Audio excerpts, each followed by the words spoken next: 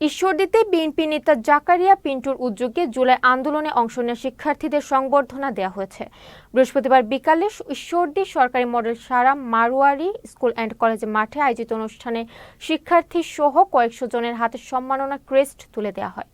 এ সময় ঈশ্বরদী পৌর বিএনপির সাবেক সাধারণ সম্পাদক জাকারিয়া পিন্টু ছাড়াও গণসংহতি আন্দোলনের নির্বাহী সমন্বয়কারী আবুল হাসান রুবেল, বৈষম্য বিরোধী ছাত্র আন্দোলন পাবনা জেলা শাখার যুগ্ম সদস্য সচিব শাওন হোসেন সহ অন্যান্য আরও অনেকে উপস্থিত ছিলেন।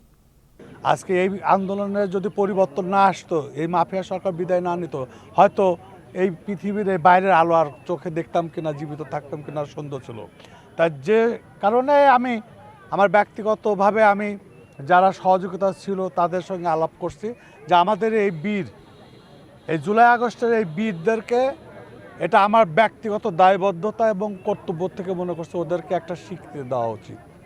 এবং সেই স্বীকৃতির স্বরূপ আজকে এখানে সবাইকে ডাকা হয়েছে যে আমরা ছোট্ট আমার সীমিত অবস্থার থেকে ওদের একটা স্বীকৃতি উইথ সম্বর্ধনা, একটা ক্রেস্ট প্রদান করব, যেন ভবিষ্যৎ ওদের জন্য আরও উৎসাহিত হয়, সমাজ রাষ্ট্রের জন্য যেন আরও দায়িত্ববোধ সৃষ্টি হয় এবং সততার সঙ্গে যেন ওরা এই বিজয়ের যে আনন্দ এটাকে আদর্শিকভাবে যেন গড়ে উঠতে পারে।